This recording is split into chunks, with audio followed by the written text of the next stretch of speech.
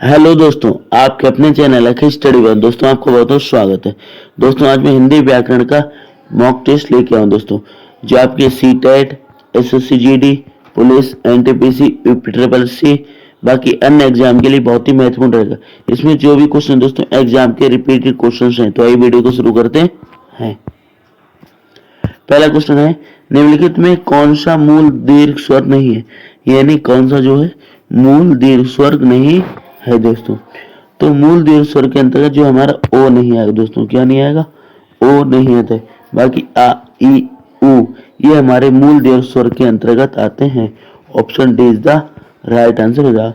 साथ ही दोस्तों अगर स्वर की बात की जाए, काय की बात की जाए, स्वर, तो हमारे हिंदी व्याकरण में जो 11 स्वर होते हैं, कितने स्वर होते हैं, 11 स्वर होते हैं।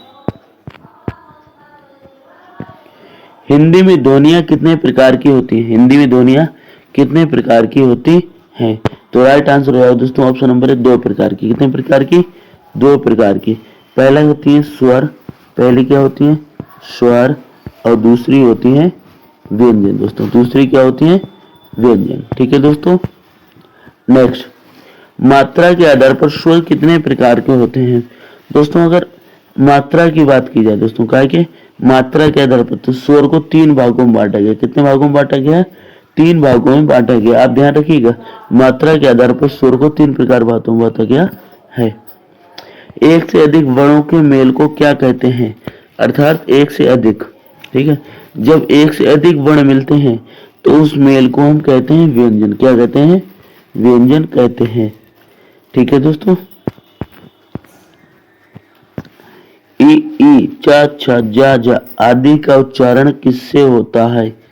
ई, चा, छा, जा आदि का उच्चारण किससे होता है।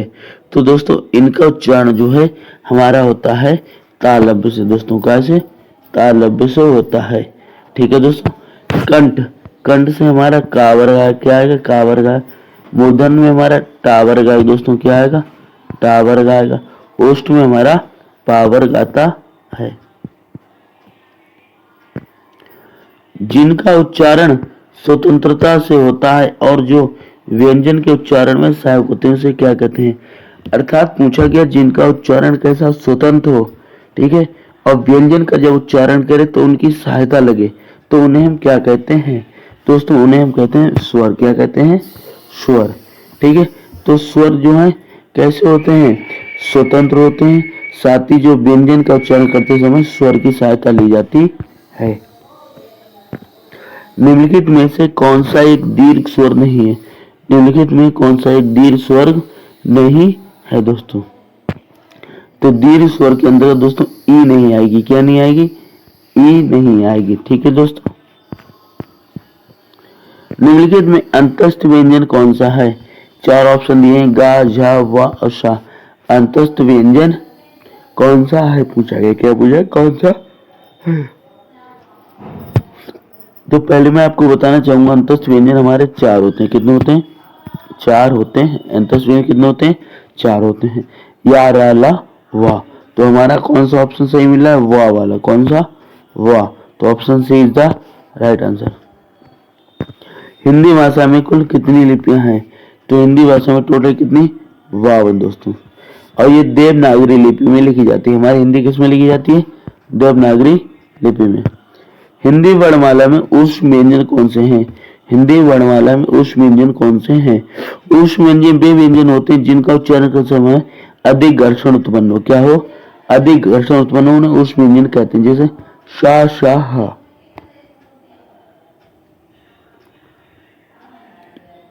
शा, शा, हा। तो ये चारों दोस्तों क्या में आएंगे, ऊष्म व्यंजन के अंतर्गत आते हैं, क्योंकि इनका उच्चारण करते समय क्या है, अधिक घर्षण होता है, जिससे ऊष्मा जो है अधिक उत्पन्न होती है। या, अलावा को कौन सा व्यंजन कहते हैं। तो या, अलावा को अंतस्थ व्यंजन कहते हैं। क्या कहते हैं, अंतस्थ व्यंजन कहते हैं।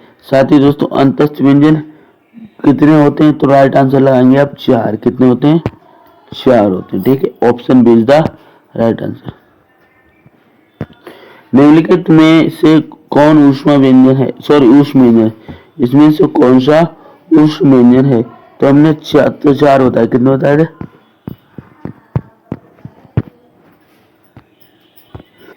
राइट आंसर हो जाएगा दोस्तों हमारा ऑप्शन नंबर ए, हा इज द राइट आंसर। हाँ, जब एक ही ध्वनि का द्वित्व हो जाए तो वह क्या कहलाता है? अर्थात जब एक ही ध्वनि का द्वित्व हो जाए तो उसे हम कहते हैं युग्मक ध्वनिया। क्या कहते हैं? युग्मक ध्वनिया। जब एक ही ध्वनि का, ठीक है, तो राइट आंसर हो जाएगा option number B is the right answer. अनुस्वार किसका कार्य करता है? अनुस्वार जो है किसका कार्य करता है? तो अनुस्वार जो है पंचम वर्ण का। किसका? पंचम वर्ण का।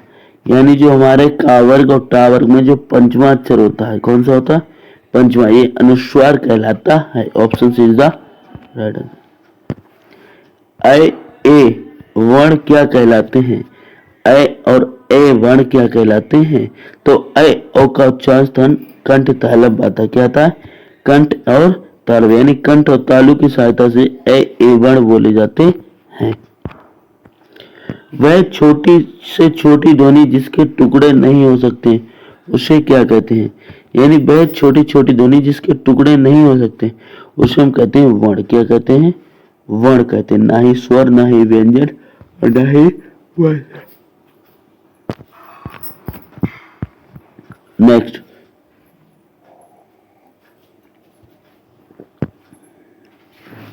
जिनका उच्चारण ऊपर के दांतों पर जीभ लगने से होता है उसे क्या कहते हैं?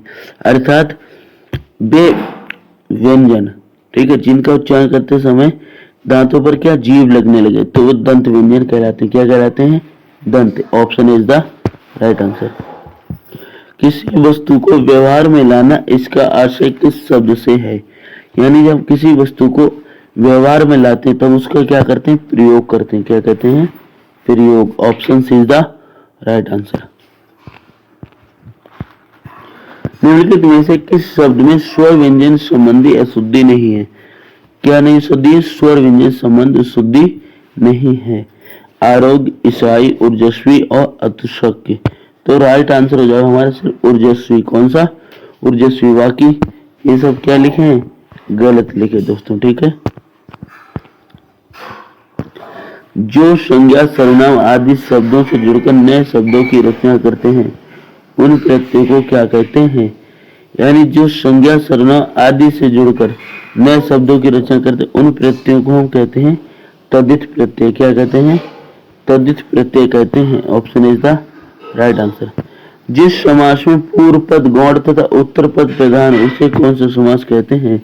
यानी पूर्व पद कैसा? गौण हो, उत्तर पद प्रधान हो तो वह हमारा तत्पुरुष समास कहलाता है। क्या कहलाता है? तत्पुरुष समास कहलाता है। Option is the right answer. जो सर्वनाम संज्ञा शब्दों के मेल से बनते हैं उन्हें क्या कहते हैं? यानी वे सर्वनाम जो संज्ञा शब्दों के मेल से बनते हैं उन्हें हम संयुक्त सर्वनाम कहते हैं। क्या कहते हैं?